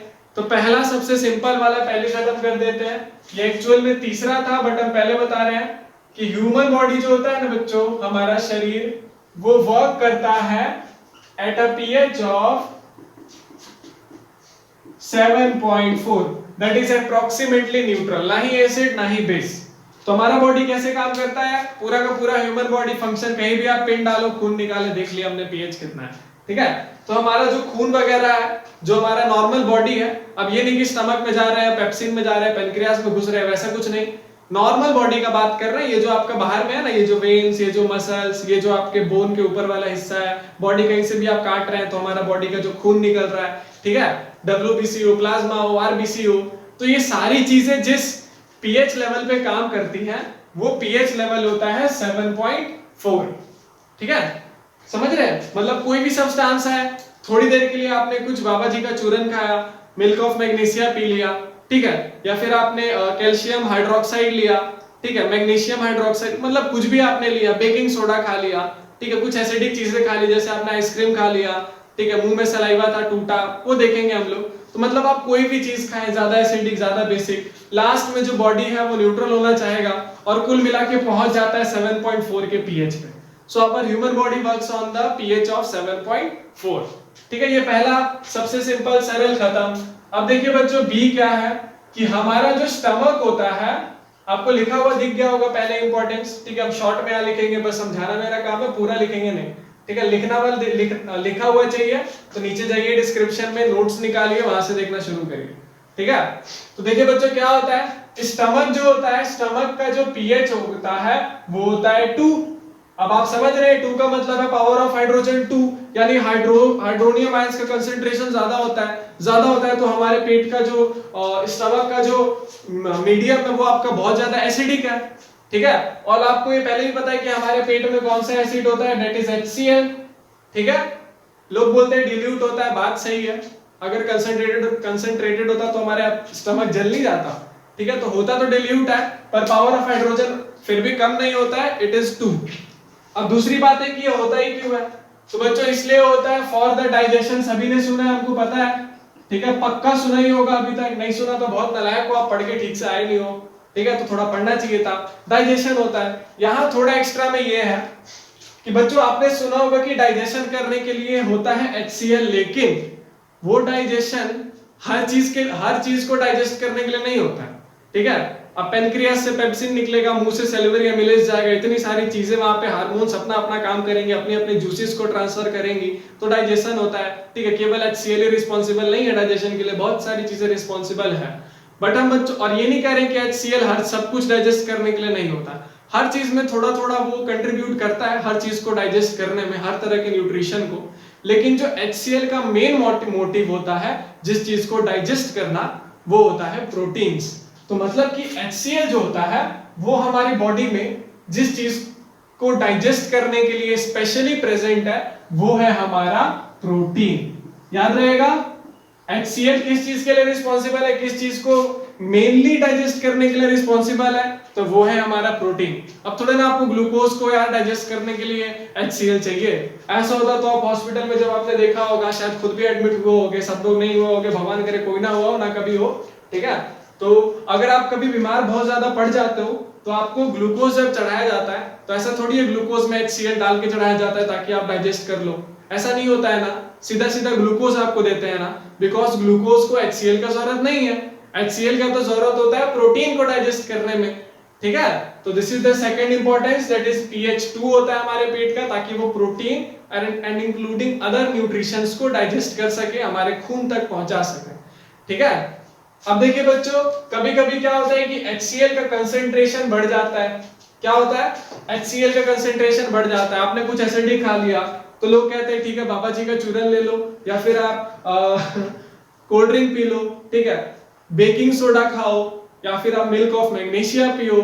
तो कुल मिला के वो लोग आपको बेच देना चाहते हैं। सुबह सुबह जब आप उठते हैं तो आप सुबह सुबह उठ के ब्रश करते हैं। ब्रश क्यों करते हैं, क्योंकि आपका मुंह एसिडिक हो चुका होता है तब तक, बहुत लंबे टाइम से सोने पर। उसके बाद जब आप कोलगेट लगाते हैं या फिर कोई भी एक टूथपेस्ट लगा रहे होते हैं तो उसमें होता क्या है कि आप बेस को अपने मुंह में डाल के रगड़ रहे होते हैं, तो फिर न्यूट्रलाइजेशन रिएक्शन होता है, आपके मुंह का pH वैल्यू जो कि अप्रोक्सीमेटली 5.5 तक चला जाता है, वो गिर करके वापस से 7 या फिर न्यूट्रल हो जाता है। ठीक है, आपका मुंह भी ना एसिडिक रहना चाहता है ना बेसिक रहना चाहता है। ठीक है, तो इसीलिए हम लोग क्या करते हैं, जब HCl बढ़ जाता है तो बहुत सारी चीजें वैसे तो हम लोग यूज करते हैं, but according to our syllabus आपको 2 कंपाउंड्स याद करना है, बेकिंग सोडा। ठीक है, इसके बारे में डिटेल में भी थोड़ी देर में पढ़ेंगे हम लोग, अगले टॉपिक में, मतलब इस चीज के बाद पढ़ेंगे। ठीक है, फिर बेकिंग सोडा आप ले सकते हैं, वो क्या होता है, तो बच्चों वो होता है सोडियम हाइड्रोजन कार्बोनेट। आपको पता है कि हाइड्रोजन कार्बोनेट्स आपके बेसिस के साथ तो रिएक्ट करते नहीं है, यानी ये भी खुद ही आपका बेस है एक तरह का, तो आप इसको ले सकते हैं HCl को न्यूट्रलाइज करने के लिए, ठीक है। That is baking soda and which is sodium hydrogen carbonate. और तब भी हम आपको बोले थे ना कि आपको एक ही कंपाउंड याद रखना है यहाँ पर, सोडियम हाइड्रोजन कार्बोनेट, और ये बहुत चलेगा। देखिए फिर आ गया, और ये आपको बता रहे हैं ये फिर से आएगा, ठीक है, इसके प्रिपरेशन वगैरह होगा फिर आएगा, ठीक है। और जो दूसरी चीज आपको पढ़नी है, this is your milk of magnesia. फिर से भाई इनडाइजेशन की वजह से क्या हुआ था, एसिडिटी, इसी को ये लिखना भूल गए, इनडाइजेशन, ठीक है, जिससे होता है एसिडिटी। और वो कब होता है, जब आपका HCl बढ़ जाता है। तो बेकिंग सोडा तो था, NaHCO3 यूज कर रहे थे।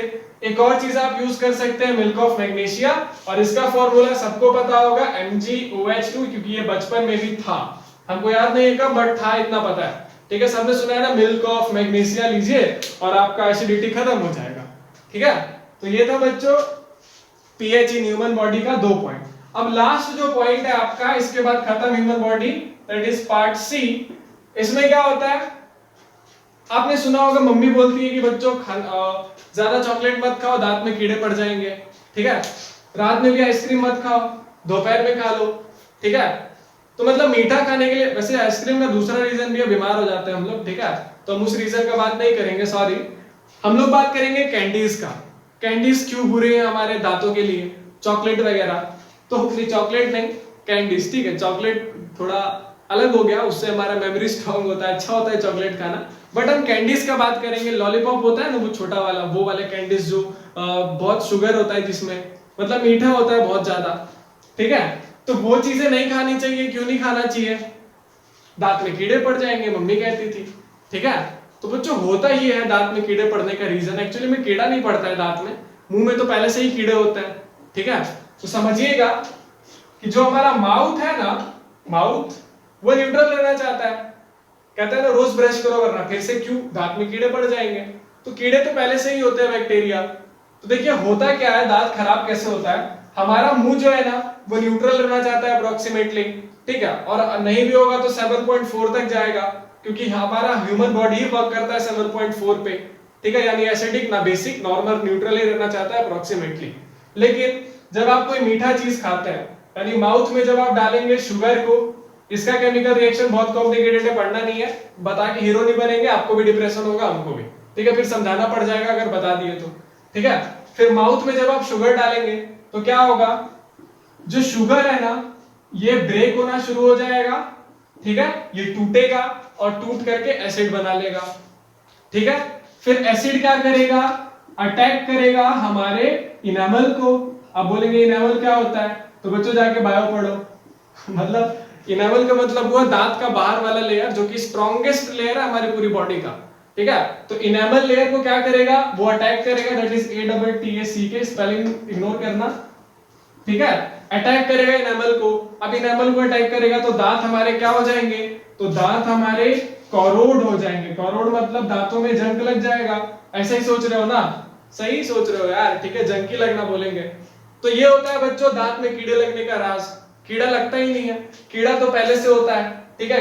कहां होता है, जब शुगर खाते हो तो इसको ब्रेक डाउन किसने किया, तो इसको ब्रेक डाउन ही करने वाला था आपका बैक्टीरिया, जो कि कीड़ा पहले से प्रेजेंट था। उस कीड़े ने शुगर को ब्रेक करके एसिडिक बनाया, एसिड ने क्या किया, इनेमल को अटैक किया। अटैक करने के बाद हमारे दांत करोड़ हो गए, यानी कि दांत खराब हो गए, ठीक है।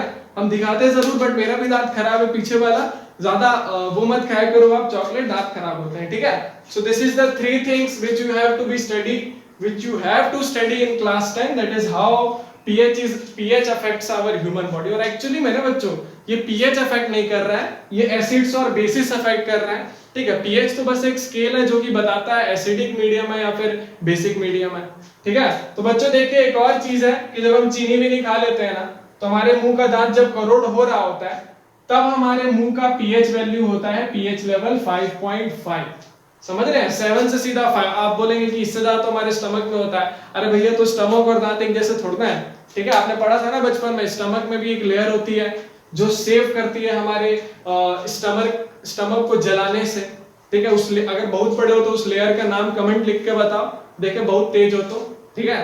तो जो भी कमेंट करेगा उसको हम रिप्लाई जरूर करेंगे, ठीक है। देखते हैं कौन तेज है, बताना। हमारे स्टमक का पीएच लेवल इतना कम होता है फिर भी सेफ कैसे है, ठीक है। और जो हमारा दांत है वो लेयर दांत में नहीं होता है, तो दांत खराब होने लगता है at a pH level of 5.5, ठीक है। जबकि सबसे स्ट्रॉन्गेस्ट मटेरियल वही है एनामल, फिर भी देखिए इतने से पीएच में बेचारा ढह गया। तो याद है ना, चींटी भी हाथी को हरा सकती है, वही चीज हो जाता है यहाँ पे, सिंपल। देखिए बच्चों, इतने इंपॉर्टेंस जानने के बाद अब और दो चीजें जाननी है कि पीएच का क्या इफेक्ट पड़ता है सॉइल में, और पीएच का क्या इफेक्ट पड़ेगा एनिमल्स का हम पे, मतलब सेल्फ डिफेंस ऑफ एनिमल्स में क्या यूज है पीएच का, मतलब क्या यूज है एसिड और बेसिस के खेल का। पीएच तो बस स्केल है, ठीक है। तो देखिए क्या होता है, सबसे पहला पीएच ऑफ सॉइल। तो देखिए बच्चों, जैसे हमारा बॉडी भी जो है वो भी चाहता है कि हम कुछ हद तक न्यूट्रल रहें, 7 पे ही रहें, जो थोड़ा घट बढ़ के 7.4 हो जाता है, ठीक है। उसी तरह से प्लांट भी चाहते हैं कि हम भी क्या करें, हमारा भी जो ऑप्टिमल ग्रोथ हो, हेल्दी ग्रोथ हो, वो कितने पे हो, न्यूट्रल रह के हो, काहे एसिड और बेस बन के पंगे लेना है, ठीक है। तो क्या होता है कि बच्चों कभी कभी एसिडिक भी हो जाता है, कभी कभी बेसिक भी हो जाता है। तो पहले तो ये जानिए कि सॉइल का एक्चुअल में पीएच रहता कैसे है। तो रहना तो 7 चाहता है, लेकिन कभी कभी थोड़ा बहुत इनएक्यूरेसी चलती है ना, तो 7 से 6.5 तक चला जाता है, मतलब थोड़ा सा एसिडिक हो जाता है कभी कभार, कभी कभी थोड़ा बेसिक भी हो जाता है, पर जनरली आपको इसी के बीच में देखने को पाया जाएगा, ठीक है।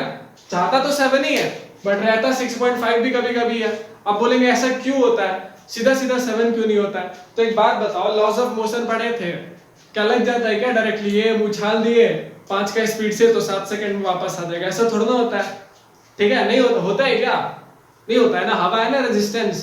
तो वैसे ही सॉइल में भी होता है कुछ बदमाशी, तो यहाँ पर भी पीएच एग्जैक्ट 7 नहीं हो पाता है, थोड़ा कम होता है 6.5, तो थोड़ा बहुत मैनेज करना पड़ता है, ठीक है, सॉइल में भी। लेकिन अगर मान लीजिए सॉइल का ऑप्टिमल ग्रोथ इतने पे है और सॉइल हो चुका है जबरदस्ती का बहुत ज्यादा एसिडिक, और क्या हो चुका है, कभी कभी हो चुका है बेसिक, ठीक है। मान लीजिए 2 फार्मर्स थे, एक बार एसिडिक हो गया सॉइल, अब क्या करें, दूसरे फार्मर के खेत में बेसिक हो गया है सॉइल, क्या करें, तो दोनों अपना सॉइल अदल बदल कर लेंगे। ऐसा नहीं होता है, ठीक है, ऐसा नहीं होता है।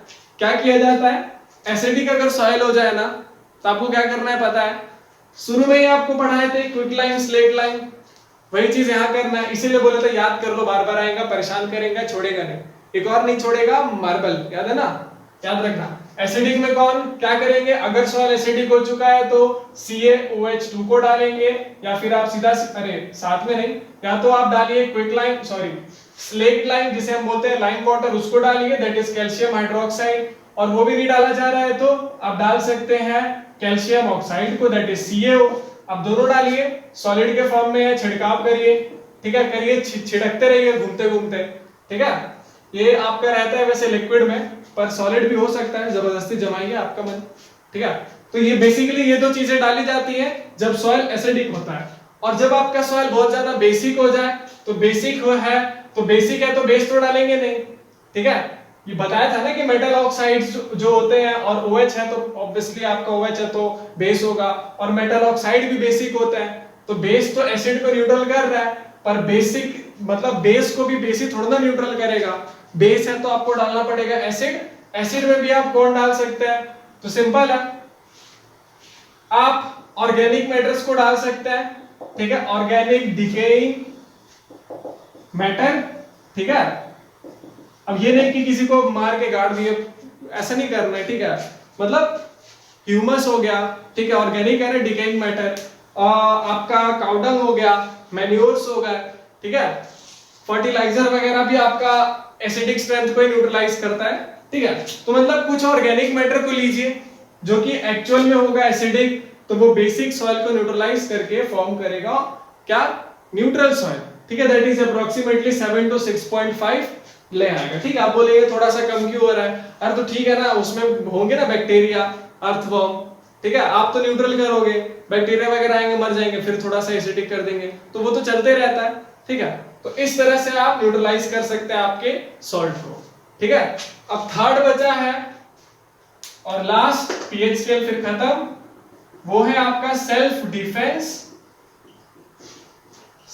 डिफेंस बाय इंसेक्ट्स, ठीक है। अब वो लोग कैसे एसिड और बेस को यूज करके अपने आप को सेल्फ डिफेंस करते हैं, तो बच्चों इसमें देखिए दो लोग को आपको जानना है।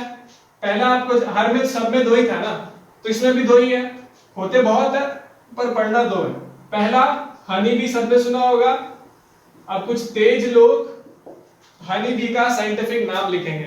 अरे जब वो चैप्टर नहीं हो तो साइंटिफिक नेम क्यों लिखा? अब थोड़ा ह्यूमन को होमो सैपियन लिख के तेज बनेंगे, वाई अभी नहीं जानना है। सिंपल हनी बी मधुमक्खी सबको याद है, ठीक है। स्टिंग फ्लाई मत लिख देना, हनी बी, ठीक है। हनी बी मधुमक्खी छत्ते वाली, ठीक है, चाहे पीली हो चाहे काली होनी चाहिए हनी बी, ठीक है। तो हनी बी क्या करती है ना, आपको उसके पास देखा होगा डंक होता है, ठीक है। डंक है ना, आगे से जो चुभता है, आगे से नहीं पीछे से चुभता है, वो पूंछ में से निकला रहता है, लंबा से ऐसे करके घुसता है, ठीक है।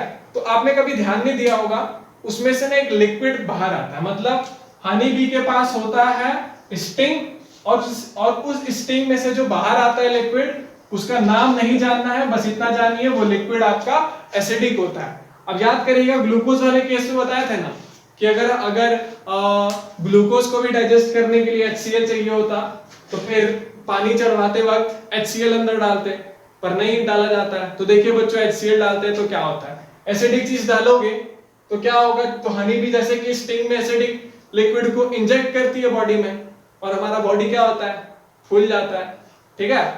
तो यही चीज होता है बच्चों जब एसिड हमारे बॉडी में डाला जाता है, ठीक है।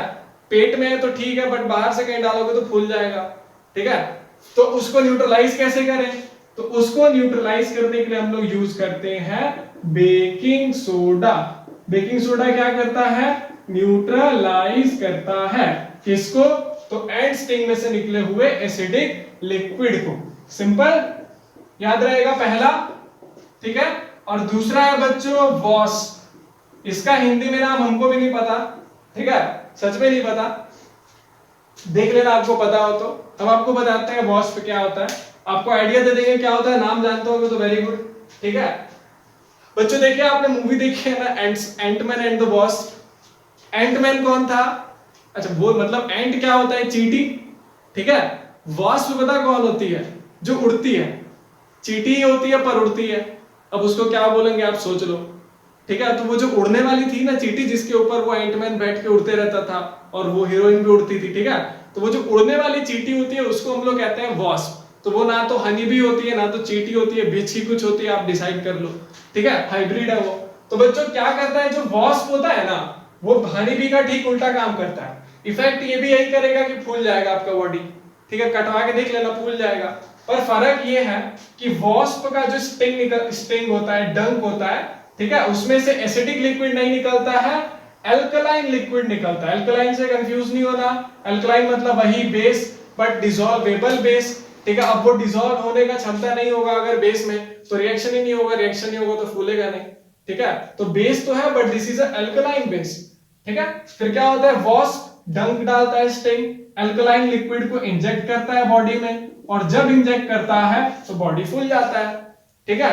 अब बच्चों आप बोलेंगे कि इसको तो हम लोग बेकिंग सोडा से न्यूट्रलाइज कर रहे थे, बट क्या यहां पर भी बेकिंग सोडा डाला जा सकता है? So the answer is no यार। कैसे बेस को बेस से न्यूट्रलाइज करोगे? शुरू में बताया था ना कि बेस को बेस में नहीं डाला जाता है, डाला जा रहा होता तो आपको रिएक्शन ये लोग पहले सिखाते हैं ना, reaction of base with metal hydrogen carbonate, metal carbonate जो कि खुद ही बेस था, बट हमको पता है कि बेस और बेस तो रिएक्ट करते नहीं है। तो न्यूट्रलाइज करवाने के लिए हमको अल्कलाइन लिक्विड को न्यूट्रलाइज करना है, तो कोई ऐसा सब्सटेंस डालना होगा जो कि अल्कलाइन सब्सटेंस यानी बेस को न्यूट्रलाइज कर दे, और वो सब्सटेंस होता है विनेगर। कोई डाउट नहीं है ना? अब विनेगर क्या खा लेते हैं? अरे नहीं भैया, रगड़ा जाता है, रब करो इसको, ठीक है। इससे हम लोग रबिंग करते हैं, खाते बाते नहीं है, ठीक है। यहां काट दी यहीं रब करते रहो बैठ के, ठीक तो नहीं होगा।